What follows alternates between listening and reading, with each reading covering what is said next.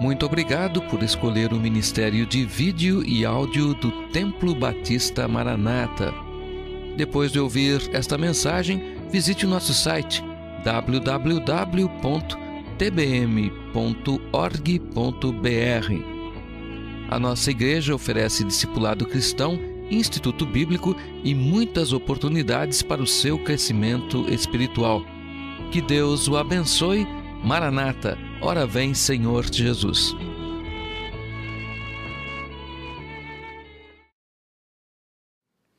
A palavra de Deus assim nos diz na carta aos Hebreus, capítulo 9, versículo de número 27 e 28.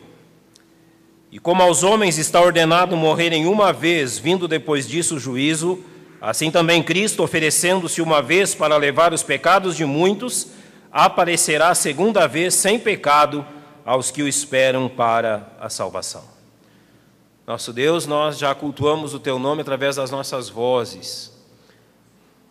Tu aceitaste o nosso louvor, ó Deus, como gratidão pela pessoa do Senhor Jesus Cristo, que deu a sua vida de uma vez por todas por nós.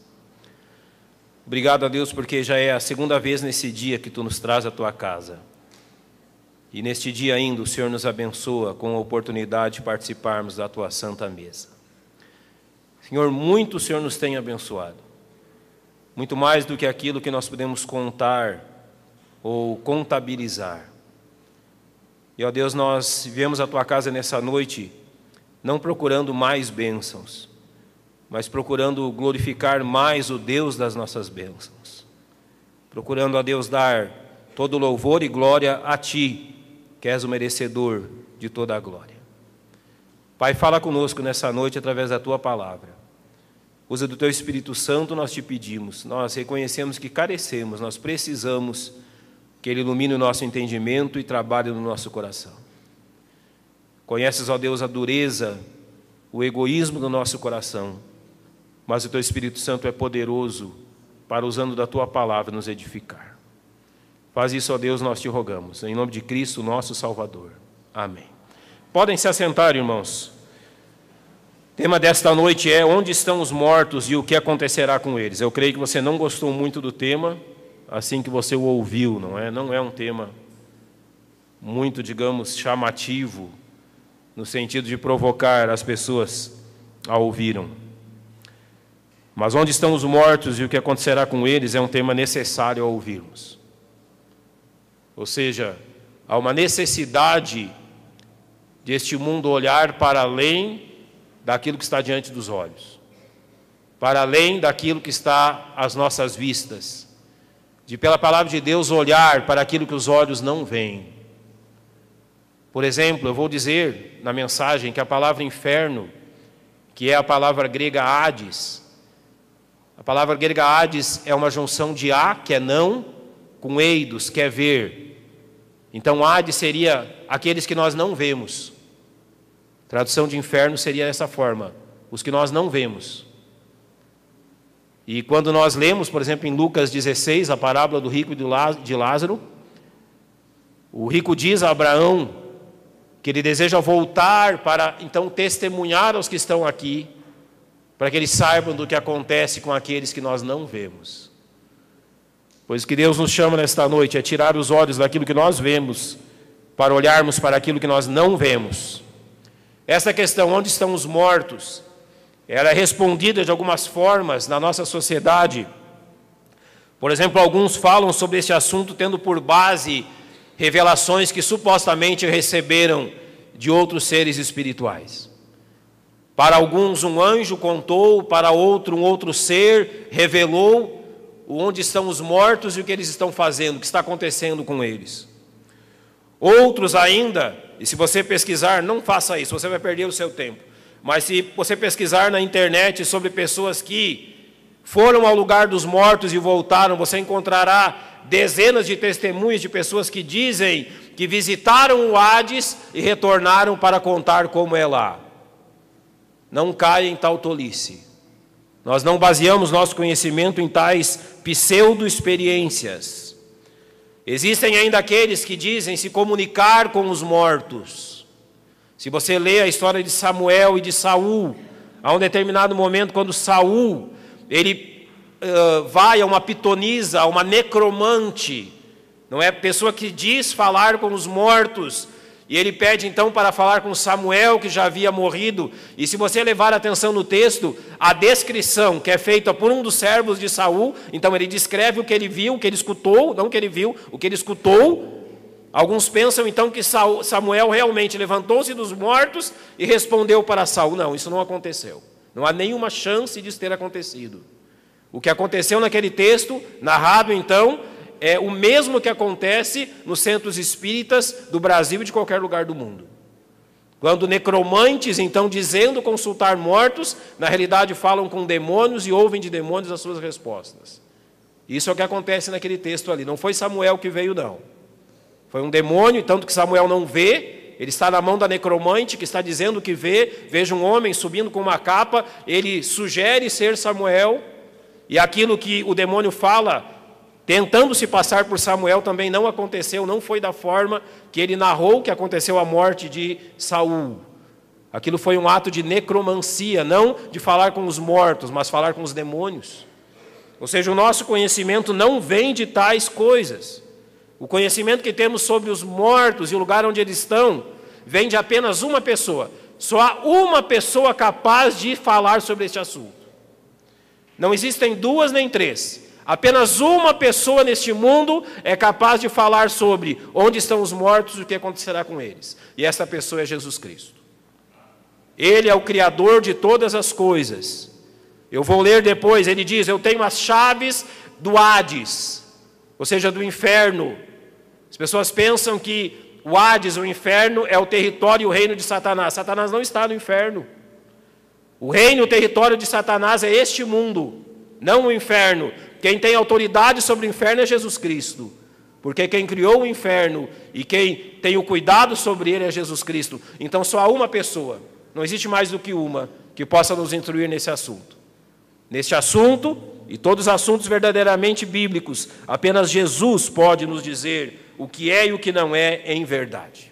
Então ouçamos o que o Senhor Jesus Cristo tem a nos dizer.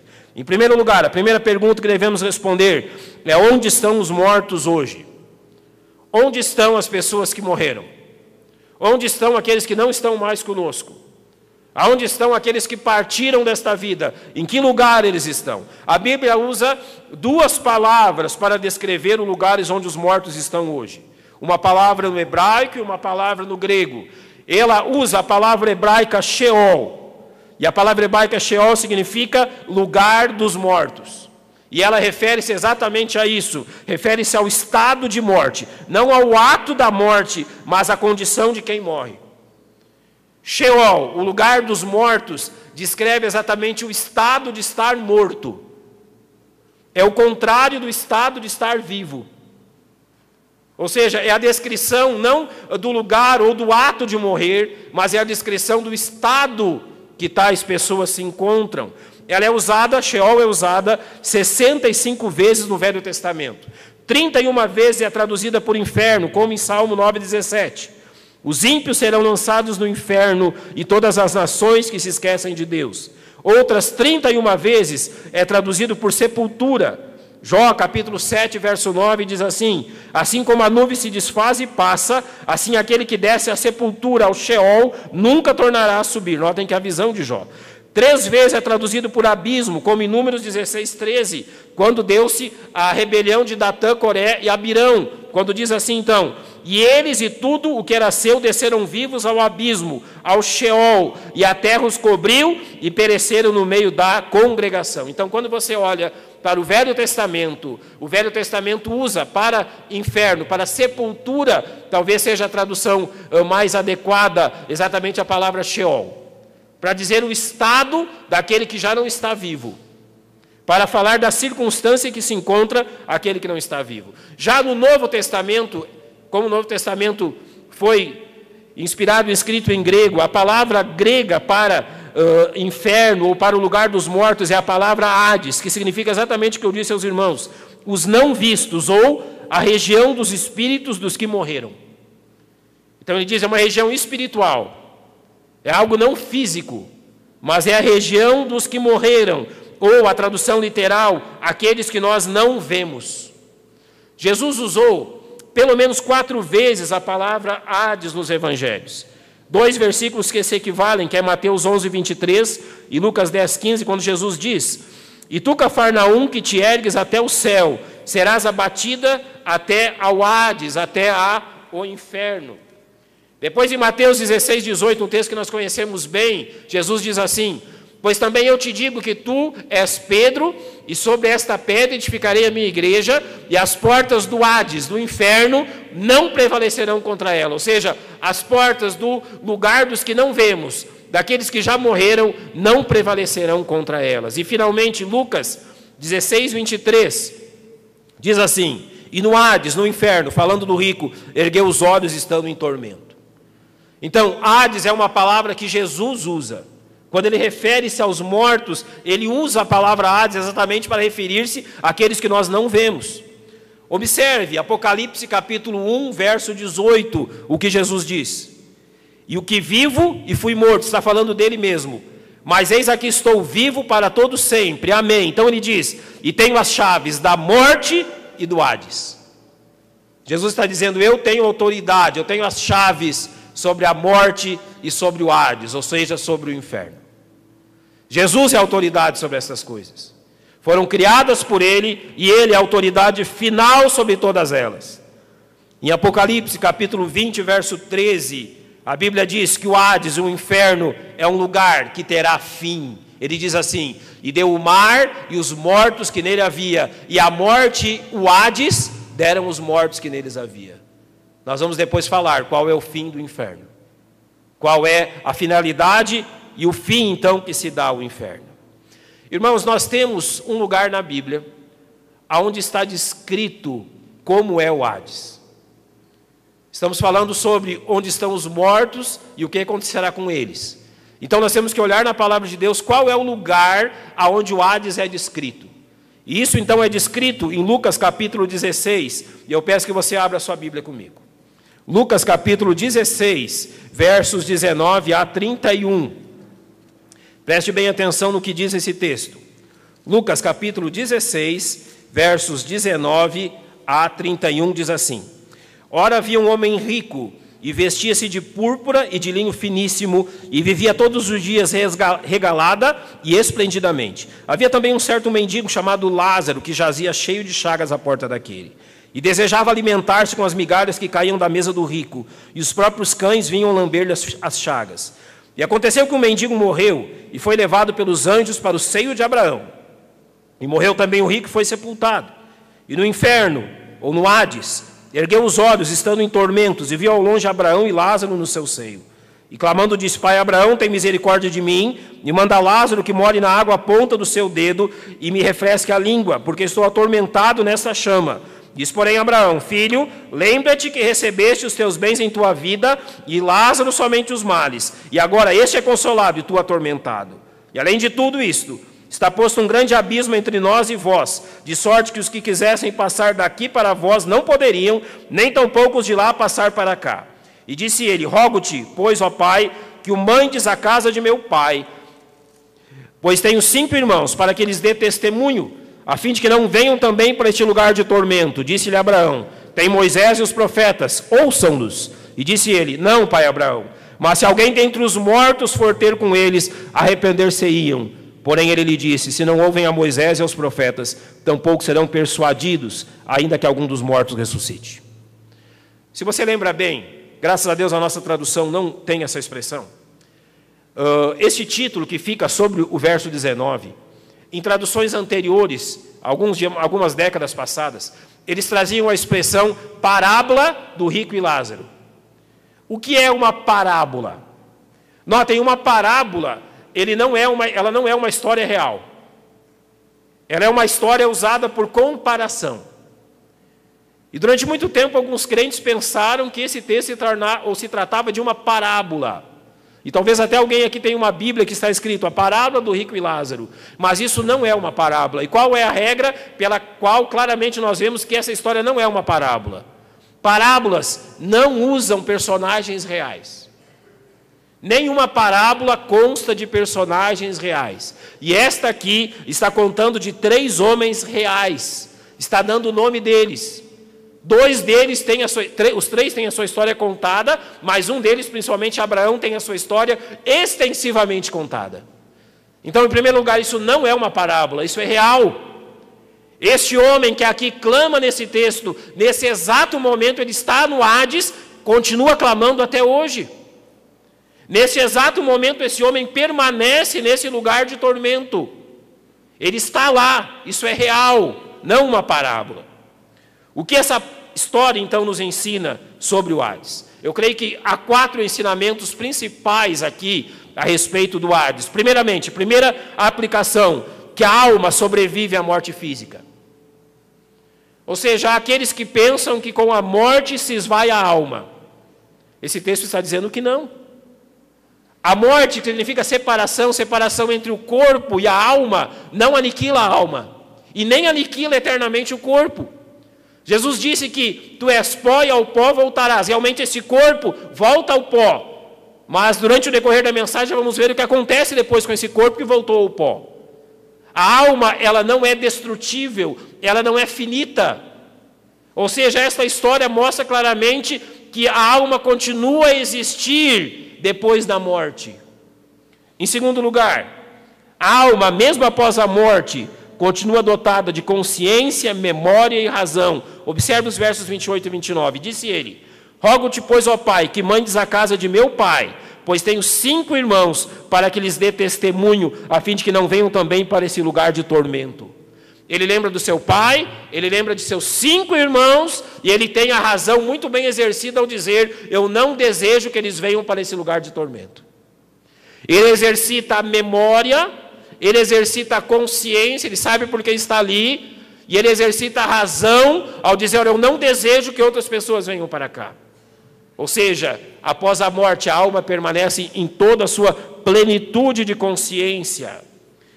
Em terceiro lugar, ou melhor ainda, o verso 26. E além disso, Abraão diz a ele: está posto um grande abismo entre nós e vós, de sorte que os que quisessem passar daqui para vós não poderiam, nem tampouco os de lá passar para cá. Notem que ele só entende a questão da condenação eterna já estando condenado. Quando ele compreende as questões espirituais e o lugar onde ele está, já não há chance. É um arrependimento tardio, mas ele tem compreensão clara disso. Em terceiro lugar, a alma dos justos encontra-se em estado infinitamente melhor do que aqui. Observe os versos 20 e 21. Havia também um certo mendigo chamado Lázaro, que jazia cheio de chagas à porta daquele, e desejava alimentar-se com as migalhas que caíam da mesa do rico, e os próprios cães vinham lamber-lhe as chagas. Se há uma coisa que havia na vida de Lázaro, eram dificuldades. Lázaro, um homem enfermo, miserável, maltratado, sem condições de quase manter a própria vida, viveu uma vida de extrema dificuldade. Agora você compara o que acontece com ele agora, depois da morte, e a situação que ele está. Nós podemos entender isso lendo segunda carta de Paulo aos Coríntios, capítulo 5, versos 1 a 4, que dizem assim, preste bem atenção. Porque sabemos que, se a nossa casa terrestre desse tabernáculo significa, sabe o quê? Tenda. Está vendo isso aqui? Isso é uma tenda. Uma morada nessa circunstância provisória. Uma morada que está se desfazendo, se corrompendo. Por isso ele diz um tabernáculo, este corpo. Se esse corpo se desfizer, temos de Deus não uma tenda, não algo que está acabando. Temos de Deus o quê? Um edifício, diz Paulo. Ou seja, uma casa permanente. Uma casa não feita por mãos, uma casa eterna nos céus. E por isso também gememos. Ele diz, desejando ser revestidos da nossa habitação que é do céu. Ele está dizendo assim para os crentes, os crentes têm um desejo que esse tabernáculo passe e que esse edifício chegue. Isso se dará pela nossa morte, depois da nossa ressurreição, ou pela volta de Cristo ainda hoje. Mas, ou seja, esse tabernáculo que se destrói passará, e um edifício permanente será construído no seu lugar. Se todavia, estando vestidos, não formos achados nus, ou seja, Paulo está dizendo, nós não seremos achados nus, sem corpo, antes teremos um corpo eterno. Porque também nós, os que estamos neste tabernáculo, gememos carregados, não porque queremos ser, pode mudar, completarmos o texto, não queremos ser despidos, mas revestidos, para que o mortal seja absorvido pela vida. Ou seja, Paulo está dizendo claramente que a nossa condição, já na eternidade, será muito superior à condição de hoje. Observe, por exemplo, 2 Coríntios capítulo 5, versos 6 a 8. Por isso estamos sempre de bom ânimo. Olhe bem, sabendo que, enquanto estamos no corpo, nesta vida, vivemos ausentes do Senhor. Mas temos confiança e desejamos antes deixar esse corpo para habitar com o Senhor. Ele está dizendo, é muito melhor a vida do cristão após a morte do que neste mundo. O crente é um tipo de pessoa que a morte não o traz desgosto, antes lhe traz o prazer de uma vida onde não há mais os desgostos dessa vida. Ele diz assim em Filipenses: porque para mim o viver é Cristo e o morrer é ganho. Mas se o viver na carne me der fruto da minha obra, não sei então o que devo escolher. Mas de ambos os lados estou em aperto. Eu tenho o desejo de partir e estar com Cristo, porque ele diz, porque isto é ainda muito melhor. A morte do crente o leva a uma condição muito superior à que ele se encontra aqui. O crente não tem medo da morte, porque a morte para ele significa simplesmente o fato que ele foi chamado para casa. Ele não teme a morte, porque com a morte se terminam as corrupções desse mundo e se iniciam as bênçãos no céu. A quarta questão que vemos do texto sobre o Hades: ao contrário dos crentes, a alma dos salvos não encontra ali a retribuição por seus atos. Ou seja, eu escrevi errado, a alma dos salvos encontra ali a retribuição por seus atos. No verso 19 diz assim: ora havia um homem rico, vestia-se de púrpura e de linho finíssimo e vivia todos os dias regalado esplendidamente. Sabe o que aconteceu com esse homem? Ele vivia em tanta regalia, de forma esplêndida, e em glória humana, com tanta questão humana ao seu redor, de riqueza e de materialismo, que ele esqueceu que um dia a eternidade chegaria. Esse foi o problema dele. E agora então, esse texto de Lucas 16 descreve não o momento de glória que ele vivia no mundo, mas o momento de recompensa que ele tem na eternidade. O Hades não é punição. Punição tem um sentido de disciplina e de correção. Quando você pune alguém, você quer corrigi-lo. O Hades não corrige ninguém. O Hades é recompensa. Recompensa por aquilo que você praticou aqui. É a retribuição aos seus atos. É a recompensa pelo tipo de vida que você teve aqui. Na terra, o rico esqueceu-se de Deus. No Hades, Deus esqueceu-se dele. Você tem o nome de Abraão, você tem o nome de Lázaro, mas você não tem o nome do rico. E você não tem o nome do rico porque Deus não o conhecia. Ele recebeu a justa retribuição. Foi rebelde, esqueceu-se de Deus neste mundo. E na eternidade, então, já não houve chance que Deus olhasse para ele. O seu destino eterno já estava selado. Para completarmos este ponto, o Hades hoje. Você vê que o Hades descrito em Lucas 16, ele é feito de duas partes. Uma é chamada o seio de Abraão, onde está Lázaro, e outro chamado um lugar de tormento, onde está o rico. E Abraão diz que há um grande abismo entre eles. Eu vou dar a minha posição, aquilo que eu compreendo biblicamente sobre esse fato. Até o momento quando Jesus veio a este mundo e morreu na cruz do Calvário, a circunstância era esta. O Hades, então, com o seio de Abraão, ou como Jesus disse ao ladrão da cruz, hoje mesmo estarás comigo aonde? No paraíso. Então havia uma parte do Hades composta pelo paraíso e uma parte composta pelo lugar de tormento. Mas a partir do momento quando Jesus dá sua vida na cruz e ressuscita, antes ainda da sua ressurreição, a Bíblia narra, e assim entendemos, que ele vai até o Hades e ele vai fazer o que lá? Ele vai proclamar a sua mensagem de vitória, que ele obteve a vitória. Então, assim nos diz Efésios, capítulo 4, versos 8 e 9. Por isso diz, subindo ao alto, levou cativo o cativeiro e deu os dons aos homens. Ora isto, ele subiu, que é, senão que também antes tinha descido às partes mais baixas da terra. Sempre que a Bíblia fala de Hades, ele fala de um lugar embaixo. Ele fala de um lugar nesse mundo, embaixo, próximo ao centro da terra. E aqui no meu entender o que Paulo está dizendo, exatamente isso. Jesus na sua morte e ressurreição, ele vai e ele toma então este lugar chamado paraíso. E agora este lugar não encontra-se mais ao lado do lugar de tormento, mas encontra-se no céu.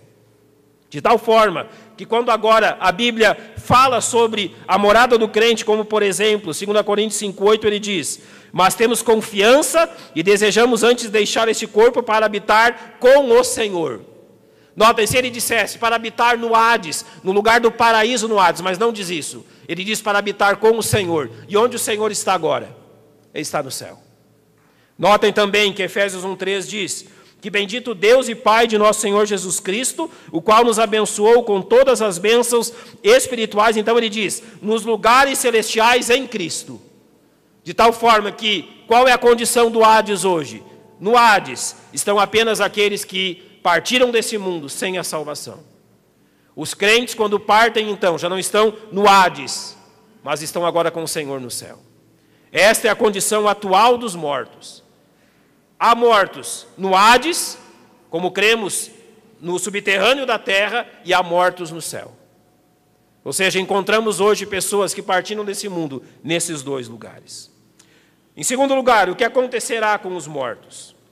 O estado de morte, irmãos, na Bíblia, ele é apresentado como um lugar intermediário, não como uma situação permanente. O estado de não ter um corpo é apresentado como um estado intermediário na palavra de Deus. Ou seja, o ser humano não foi criado para passar a eternidade sem um corpo. E a Bíblia muito bem nos apresenta isso em João capítulo 5, versos 28 e 29. Preste atenção. Não vos maravilheis disto, porque vem a hora em que todos os que estão nos sepulcros, ouvirão a sua voz. E os que fizeram o bem sairão para a ressurreição da vida, e os que fizeram o mal para a ressurreição da condenação. Notem que aqui a Bíblia fala de duas ressurreições. Ressurreição da vida, ressurreição da condenação. Onde estão os mortos? No Hades. O que acontecerá com eles? Todos os mortos serão ressurretos. Nenhum morto permanecerá sem o seu corpo. Todos aqueles que morreram ressuscitarão obrigatoriamente. A Bíblia apresenta claramente, irmãos, um plano de ressurreições. Observe, 1 Coríntios capítulo 15, diz assim: porque assim como todos morrem em Adão, assim também todos serão vivificados em Cristo, falando dos crentes, mas cada um por sua ordem. A palavra ordem aqui, você já viu o exército quando marcha numa parada militar? Já viram?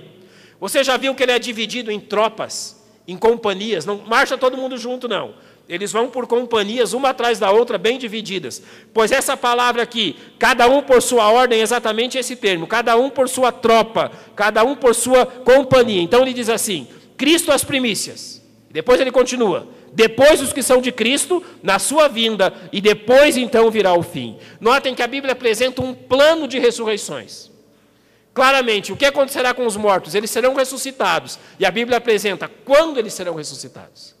O plano de ressurreição começa, em primeiro lugar, por Cristo. Cristo as primícias. Observe bem o que diz Lucas 24, versos 5 e 6.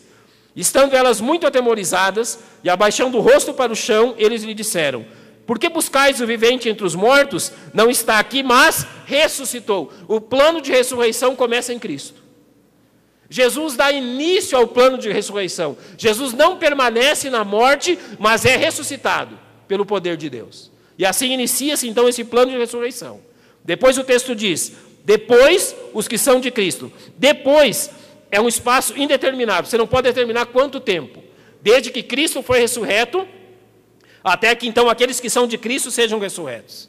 Nós não sabemos o tempo que isso acontecerá, é um tempo indeterminado. Mas observe o que 1 Tessalonicenses nos diz. Observe bem. Porque se cremos que Jesus morreu e ressuscitou, assim também aos que em Jesus dormem, uma metáfora, não é, para aqueles que morreram, Deus os tornará a trazer com ele.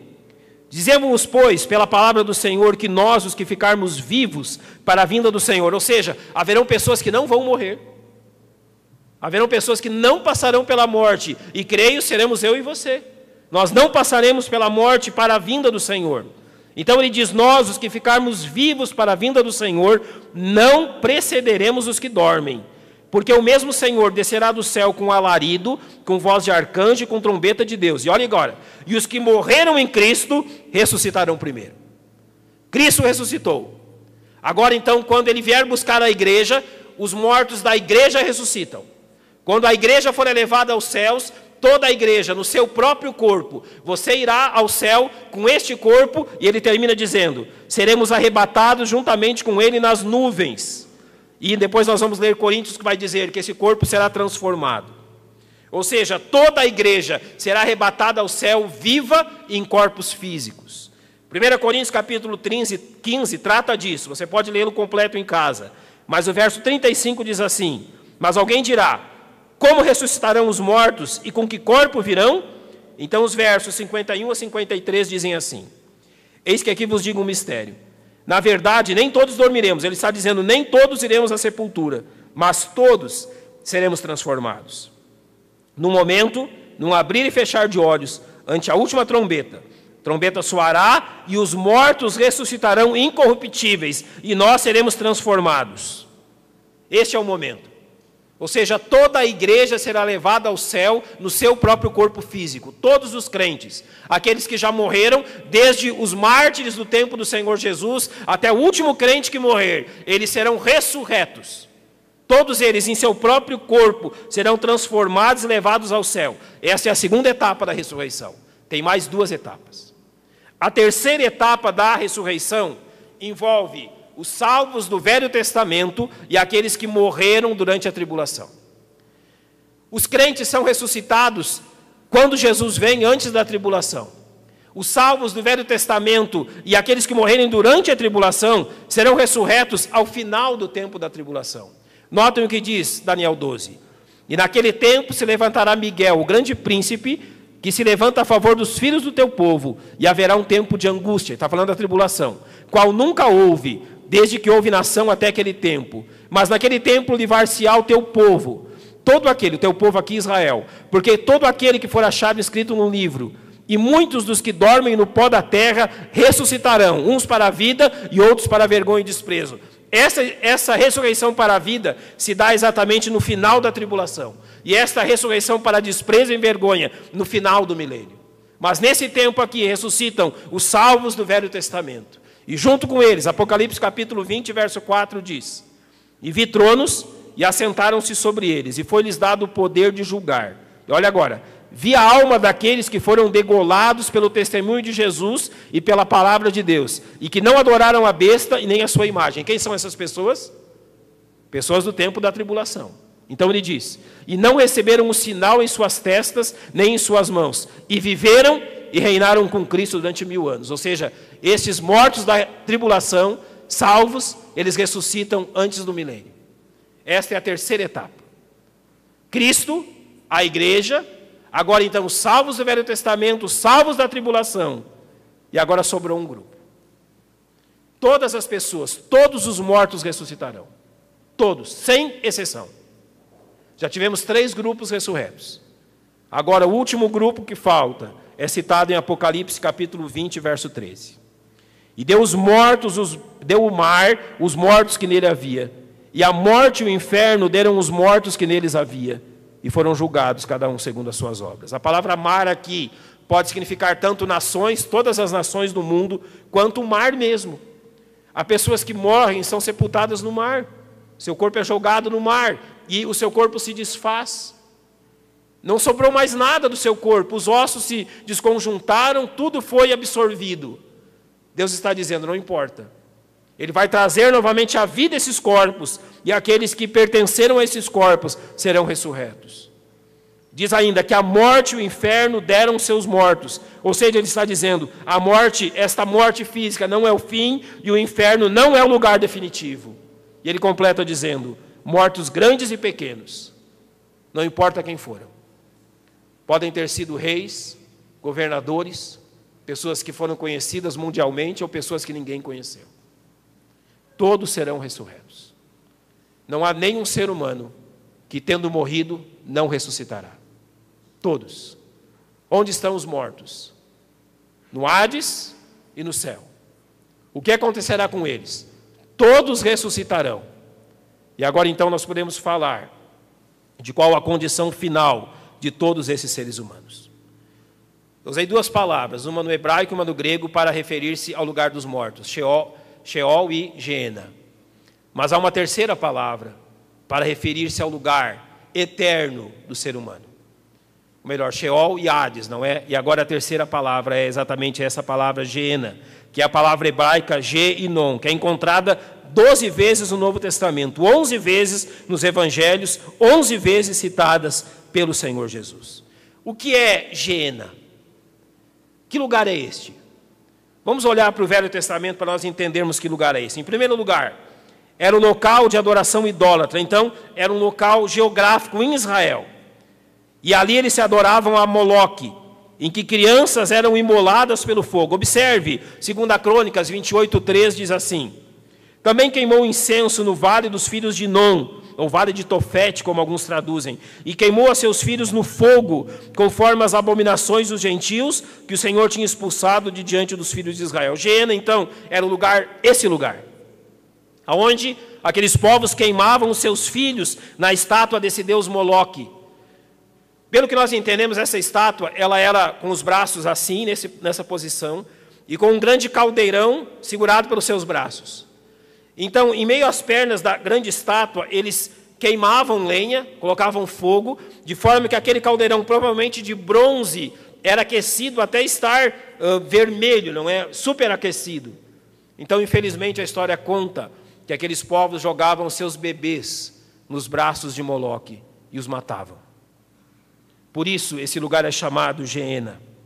Em segundo lugar, ele foi um lugar amaldiçoado pelo rei Josias. 2 Reis 23 diz assim: também profanou a Tofete, exatamente o vale de Non, que está no vale dos filhos de Non, para que ninguém fizesse passar a seu filho ou sua filha pelo fogo a Moloque. Josias destruiu aquele lugar para esse proveito e o amaldiçoou.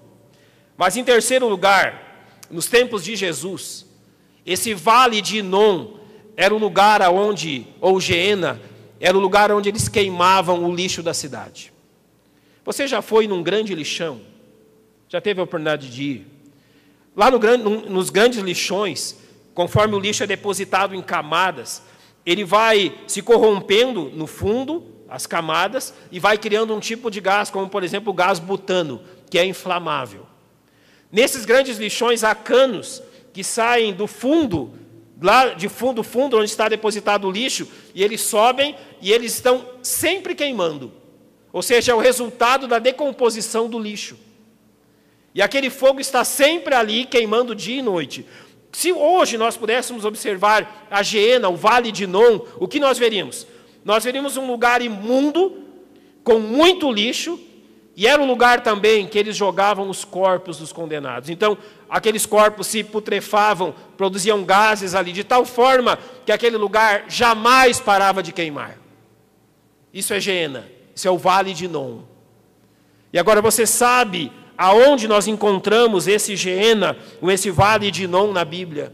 Em Apocalipse capítulo 20, versos 11 a 15. Observe só.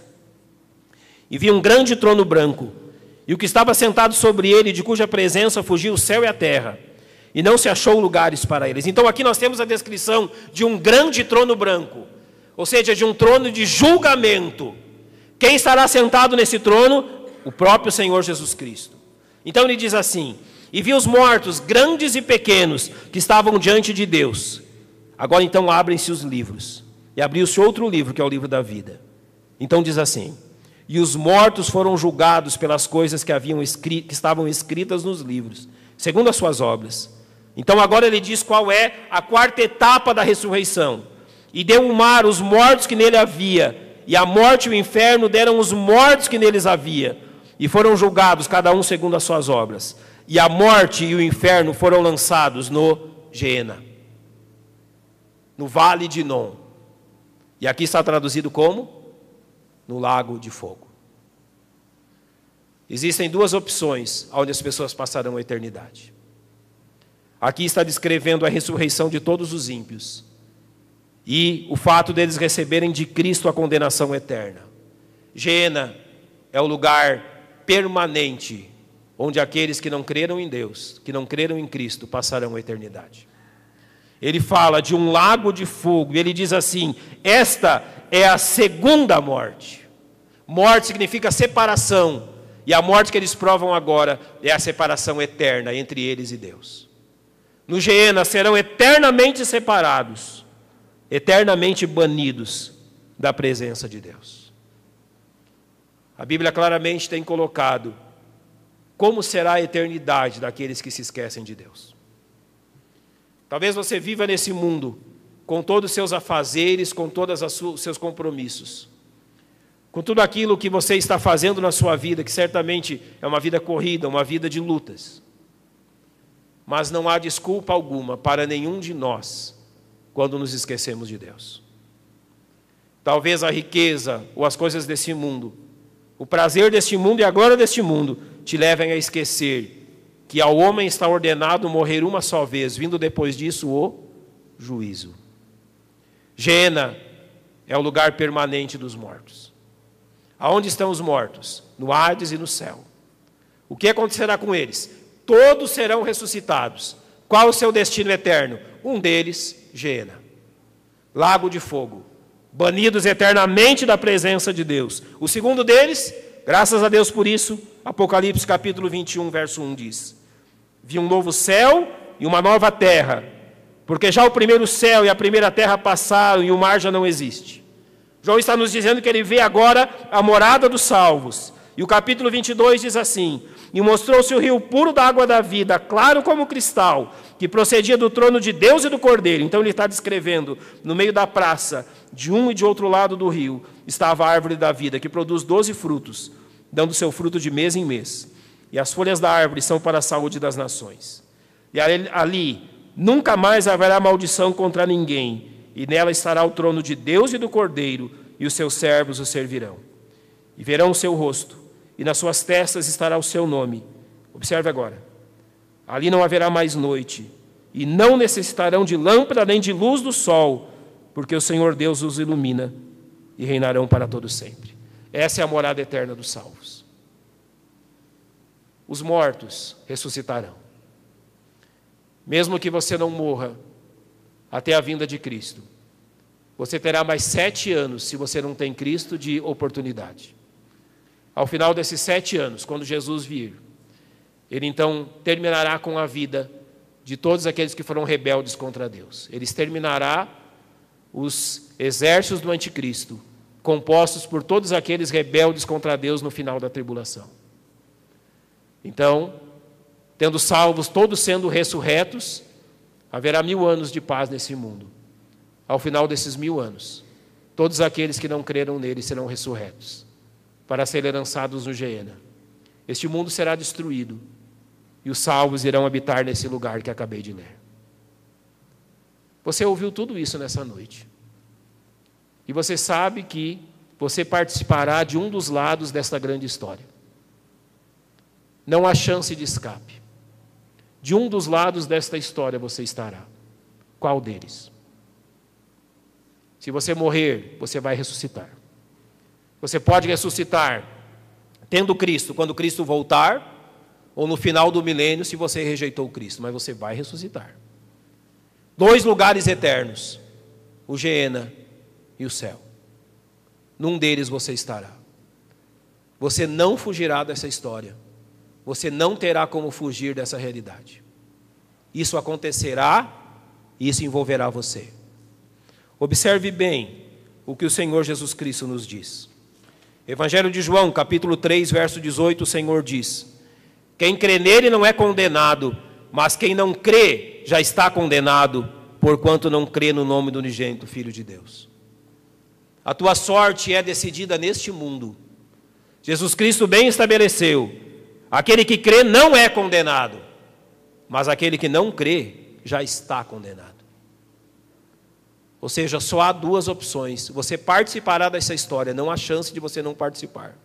De um lado ou de outro você estará. E o verso 36 diz, do mesmo capítulo: aquele que crê no Filho tem a vida eterna, mas aquele que não crê no Filho não verá a vida, mas a ira de Deus sobre ele permanece. Você estará aqui. De um dos lados desta história você participará. E Deus está dizendo que um dos lados desta história é a ira de Deus sobre todo aquele que não crê no seu Filho. Mas graças a Deus por João 5,24, quando lemos que na verdade vos digo, que quem ouve a minha palavra e crê naquele que me enviou tem a vida eterna, e não entrará em condenação, mas passou da morte para a vida. Você participará disso, de um lado ou de outro, mas participará. O que Jesus nos chama e nos oferece é participarmos não da morte, mas da vida. Aquele que crê em mim, ainda que morra, viverá, ele diz. Todos aqueles que creram nele. Ou seja, o único responsável por que lado você estará nessa história é você mesmo. Não é esta igreja, não sou eu, não é Jesus Cristo, não é Deus. A responsabilidade é colocada sobre você. Você não é obrigado a ir ao céu. Você não é obrigado. Mas um dos lados dessa história você estará. Eu já tomei a minha decisão.